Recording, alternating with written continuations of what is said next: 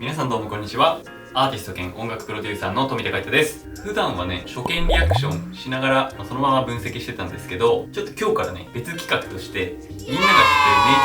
すでにたくさん聴いている名曲というのを割とゴリゴリめに解説するという企画をね、今日から始めてみたいと思います。で、初見だとね、やっぱり分析が行き届かなかったりとか、どうしても浅くなってしまう部分もあるし、実際動画として何が違うかっていうと、リアクション動画みたいに実際に音源を流さずにね、ちょっと分析しようかなとまずは思っています。それはね、ちょっといろんな事情がもちろんあるんですけど、実際聞きたければ皆さんご自身で YouTube とかサブスクなどでこの動画見た後に聞いていただいたりとか、もしかしたら見ながら聞くっていうやり方もあるかもしれないですね。それは皆さんにお任せしますが、そこはちょっとリアクション動画とはちょっと違うよということでご了承ください。もう分析したのがここに書いてあるんですよ。分析したっていうかもう言いたいことがね、ここに書いてあるので、記念すべき第1曲目何を選んだかっていうと、オフィシャルヒゲダンディズムさんのプリテンダーという曲をちょっと今日は徹底的にここはすごいぞと思うところを解説していけたらいいなと思ってます。僕ね、プリテンダーを初めて聞いた時の衝撃は今でも忘れないというか、これ革命だなと思ったんですよ。J-POP の革命がサビで起こってるなと思ったんで、ちょっとそういうところを根掘り葉掘りゴリゴリ解説していこうと思います。行くますよ。ちょっとゴリゴリ解説なんで手元を映しながらちょっと解説していこうと思います。これキーが A フラットっていうキーなんですね。まず A フラットメジャーっていうキーで、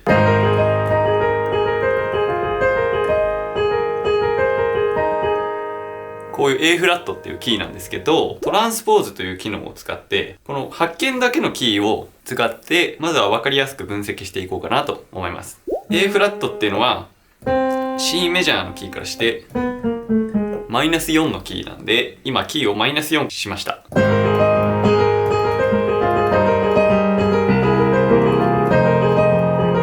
1個目、251っていうのを用いたコード進行っていうのをまず最初に説明しなきゃいけないです。イントロ、A メロ、B メロ、サビ、それぞれね、もちろんコード進行があるんですけど、全て251で何かのコード進行をアレンジしてこの曲はできています。最初のイントロや A メロ、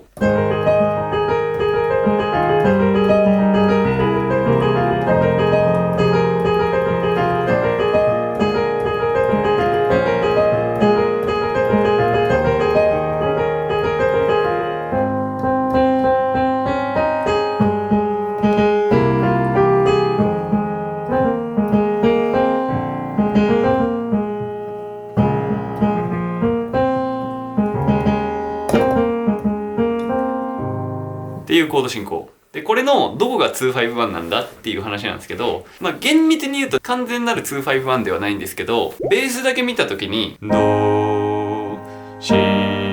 ミラ、このシミラがまず251なんですね。4度上にね、こうやって上がっていくコード進行のことを言います。251自体の詳しい解説はまた今後ね、それ専用でまた動画を上げようと思うんですけど、簡単に言うと a マイナーっていうキーがあるんですよね。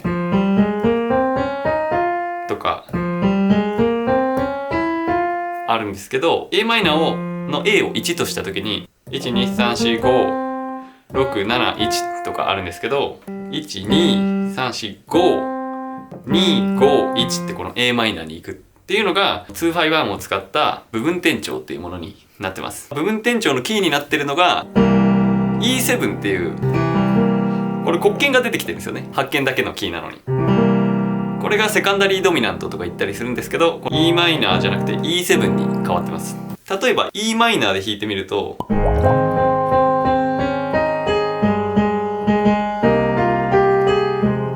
ってなって、ここのメロディーも影響があるんですね。この E7 になるってことは。で、これはサビの頭でも出てきます。わで、これは大元は何かっていうと、いわゆるカノン進行っていうものがあるんですよね。J-POP 王道のみんな大好きカノン進行。カノン進行を使うと曲が売れると言われているんですけど、音楽家からするとちょっとそのまま使うのはなんかつまんないよねって思う人が多くて、こういう風にアレンジをすることでオリジナリティを出していくっていう手法がJ-POP のコード進行の組み立て方になってます。ある意味ベーシックなやり方なんですけど、この a マイナーが来る前に E7 を持ってくるっていうのはすごく基本的なアレンジ方法になります。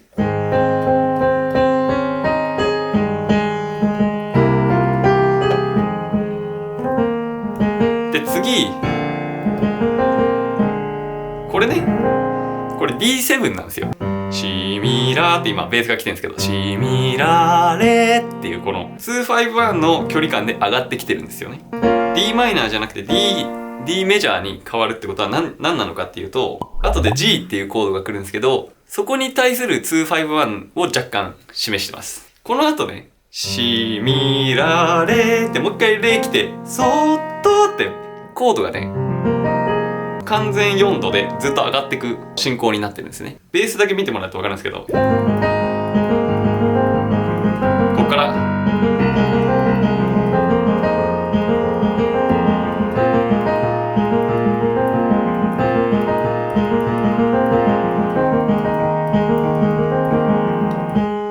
こうやってね、シミラレソードってこうベースが進行していくんですよね。だからこの、セカンダリードミナントとか251のこの4度っていう距離感をめちゃくちゃこう利用して使われてるってことがわかると思います。D7 が来た後に d マイナーにこうもう一回戻すことによって、最後また d マイナー G7C っていう251を生み出したりしてるんですね。ちょっと A フラットで弾いてみるとこんな感じです。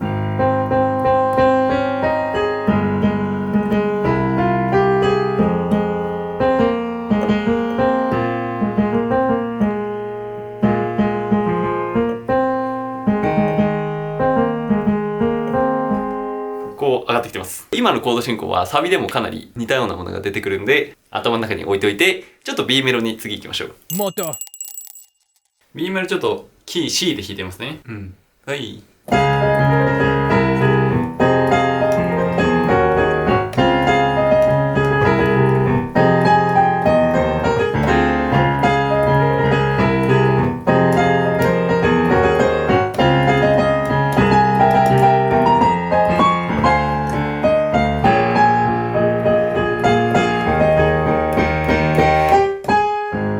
これでサビに行くんですけど、これがね、いわゆるマルサ進行というものになっていまして、プリテンダーが出たあたりから J-POP シーンはもうマルサ進行一色たになっていっちゃうんですけども、めちゃくちゃ弾くの難しくて、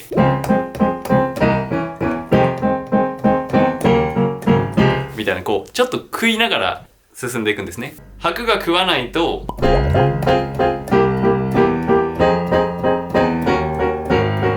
ってなるんですけど、この B メロはかなり食ってるんで、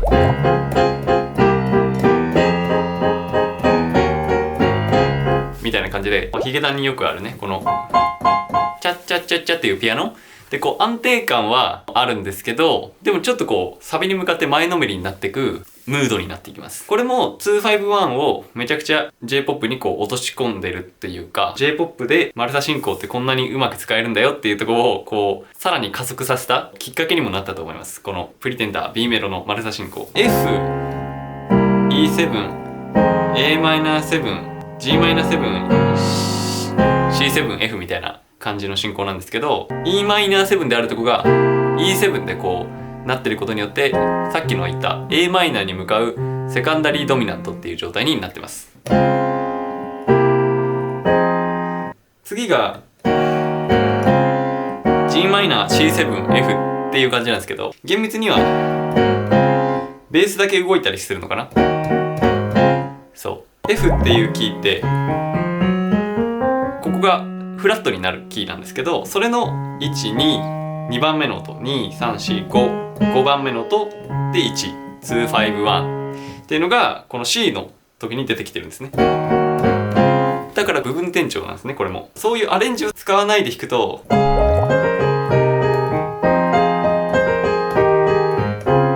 ていう感じになっちゃうんだけど、これが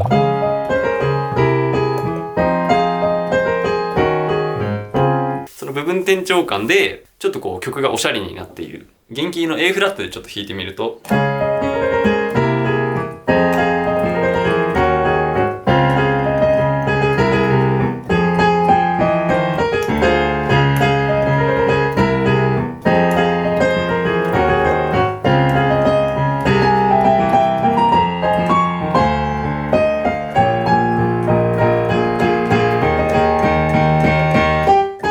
っていう感じになりますね。でサビなんですけど、C だと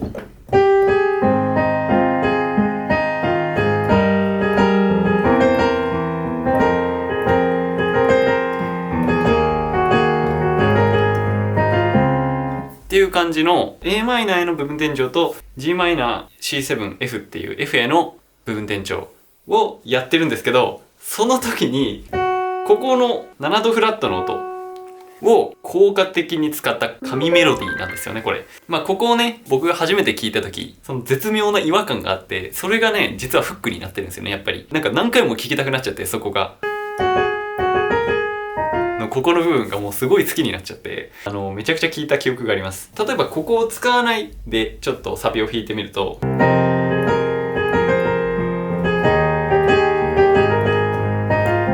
ってなるんですけど、本来は多分こっちの方が普通なんですよ。だけども僕たちも元の方でもうめちゃくちゃ愛してしまってるんで、ここがないともうおかしいんですよね。なぜこんな自然にここの音を使えてるのかっていう話なんですけど、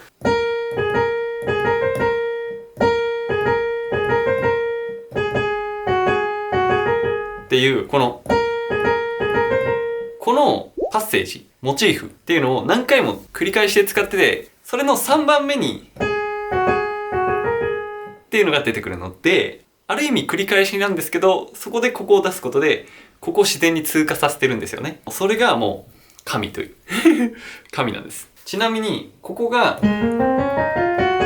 出てくる音階っていうのをミクソリディアンとか言ったりするんですけど、ミクソリディアンっていうのはイドフリミエロとか言うんですけど、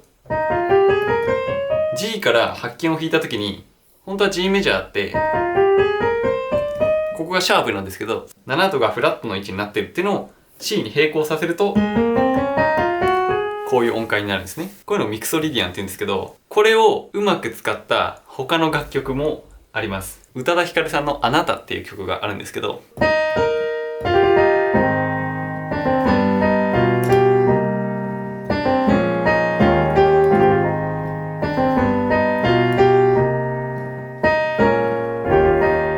っていくんですけど、まず元々のメロディーがで、ここを通るメロディーなんですけど、そこでフラットにしなきゃいけなくなるんで、そこをこっちにしてね、うまく通過させてるんですけど、同じメロディーの繰り返しの中でそれを差し込むことですごく自然になってるんですよね。これも神曲なんですけど251とかそれまでもたくさんあったし、今もたくさんあるんですけど、メロディーの中でここの音を使っちゃおう、ポップさを保ちながら出してくるっていうのはやっぱ天才だなと思うんですよね。原キーで弾いてみるとこうなんですけど、ここがここに下がるポイントがあるってことです。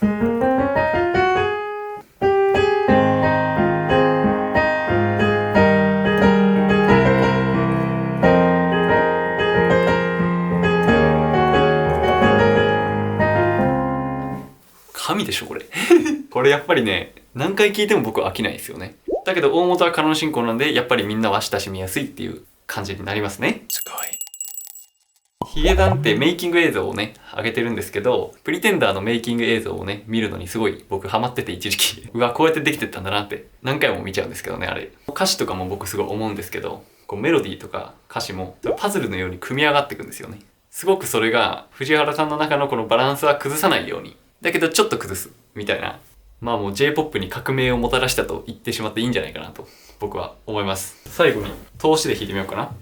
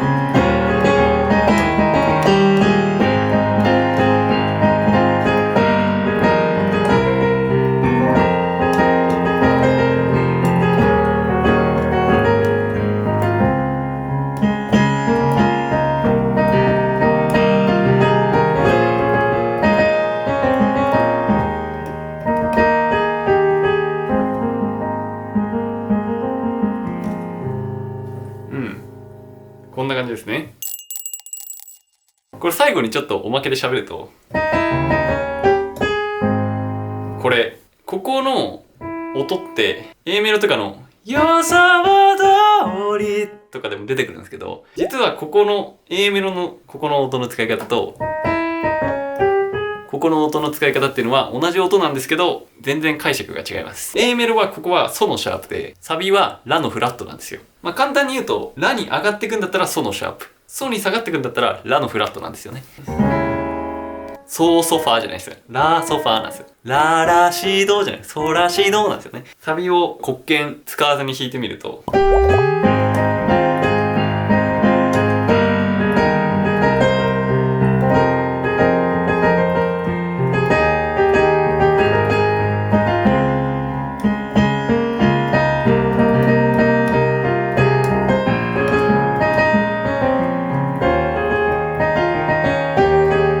こうなっちゃうんですけど、本当は多分こっちの方が自然なのに、もうこっちが不自然に思うくらい、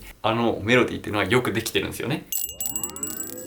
そんな感じで初めての、J-POP 名曲徹底分析みたいなことをやってみたんですけど、自分でもうまくちゃんと動画になってるかまだわかんないんですけど、まあこれからもねちょっと試行錯誤しながら続けていくと思うので、評価とチャンネル登録忘れずによろしくお願いします。次回何言われるかまだ悩んでるんですけど、まあ皆さんからねたくさんリクエストもいただいてますので、それも参考にしながら曲を選んでいきたいと思います。じゃあまた次回の動画でお会いしましょう。バイバイ。